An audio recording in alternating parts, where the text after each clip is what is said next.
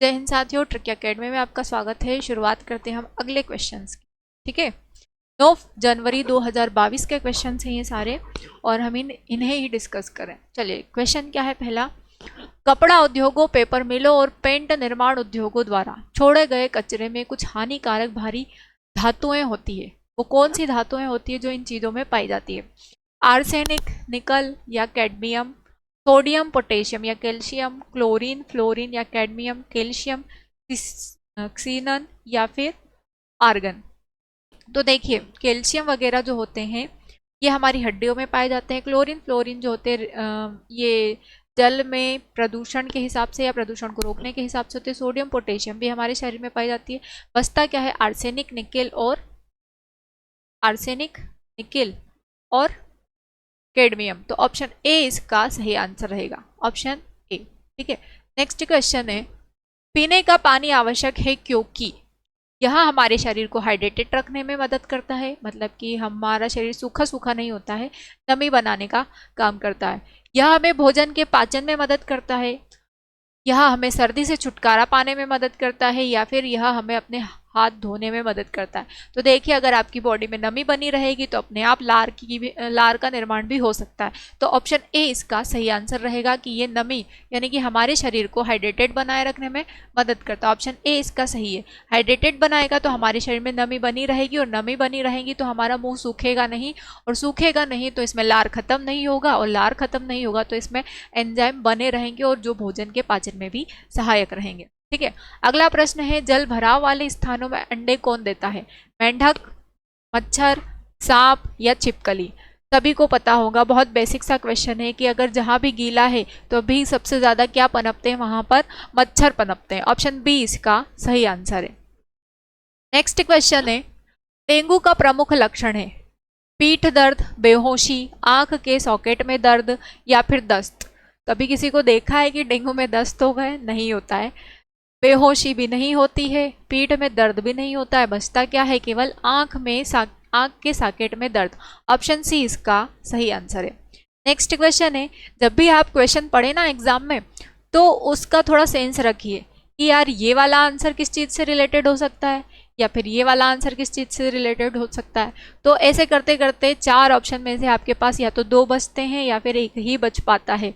इसीलिए आप ध्यान से क्वेश्चंस को पढ़ें और उनके सही जवाब दें। चलिए, अगला क्वेश्चन है, एड्स का मतलब है? एड्स जो है HIV वायरस के द्वारा होने वाली एक डिसीज होती है, एक सिंड्रोम होता है। डिसीज क्या बोले हम? सिंड्रोम कहेंगे, क्योंकि डिसीज के जो है ट्रीटमेंट हो सकते हैं, बीमारियों के इलाज हो सकते हैं, लेकिन सिंड्रोम के कभी इलाज नहीं होते हैं, वो आपकी मौत के साथ ही जाएंगे।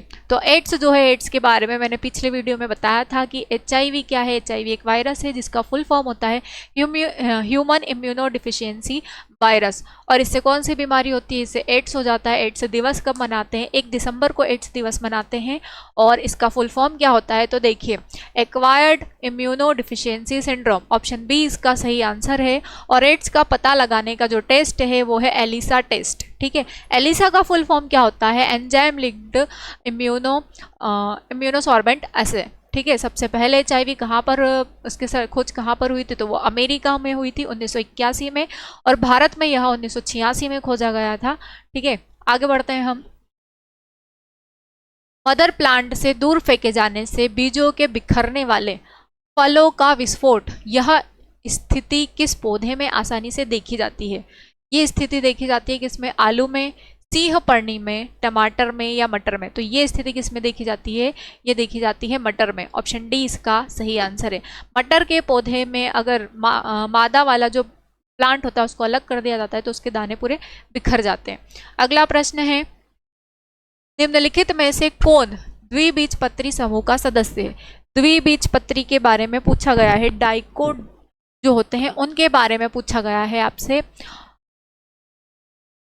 आम, मक्का, गेहूं या चोकर? चोकर किसको कहते हैं? जब गेहूं को पीस देते हैं उसमें से आटा में से जो छलनी में से छानते हैं उसको चोकर कहते हैं। तो क्या वो होगा? नहीं होगा। गेहूं भी नहीं होगा, मक्का भी नहीं होगा, क्योंकि इनको डिवाइड नहीं किया जा सकता है।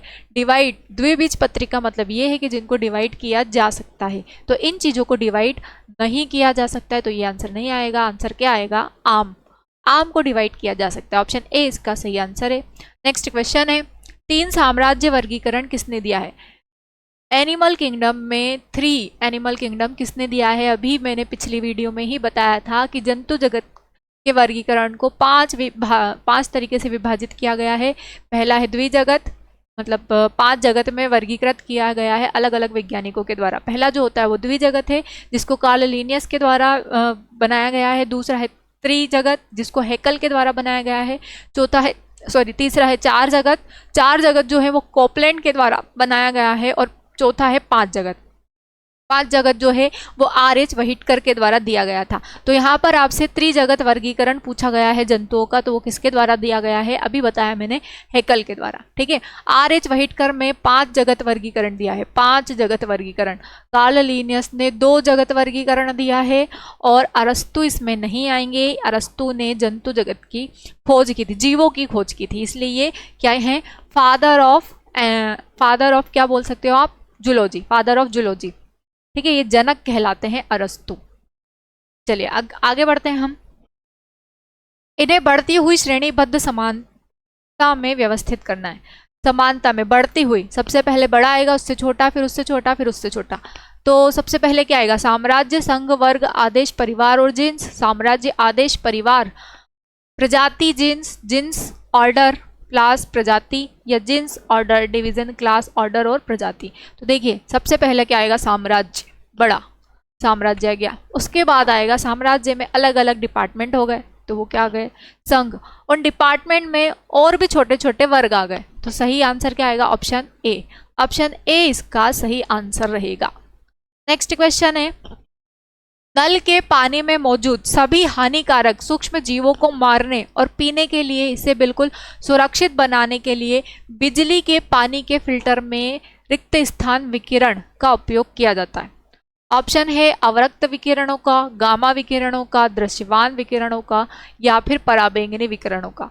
देखिए, जो हमें घातक हानिकारक विकिरणों से बचाता है तो वो हमारी पराबैंगनी किरणें होती है। ठीक है, पराबैंगनी, तो ऑप्शन डी इसका सही आएगा। ऑप्शन डी, पराबैंगनी किरणें, इसका सही आंसर आएगा। नेक्स्ट क्वेश्चन है, नमक के घोल से धोए गए शरीर पर, नमक के घोल से धोए हुए शरीर पर घावों के संबंध में निम्नलिखित में से कौन सा विकल्प सही है और क्यों है? घाव में खून की मात्रा को दूर करने के लिए, खून के थक्के जमने के लिए, कीटाणुओं को नष्ट करने के लिए, या हड्डियों को जोड़ने के लिए। जब चोट लग जाती है तो चोट को हम साफ करते हैं या तो डेटोल से या फिर नमक के पानी से। क्यों? ताकि उसमें कीड़े मकोड़े या कीट उससे दूर रहे। तो कीटाणुओं को नष्ट करने के लिए हम ऐसा करते हैं। ऑप्शन सी इसका सही आंसर रहेगा।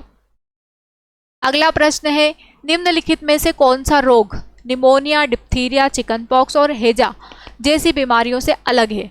चारों बीमारी में से कोई एक अलग है। डिप्थीरिया, निमोनिया, चिकनपॉक्स और हैजा।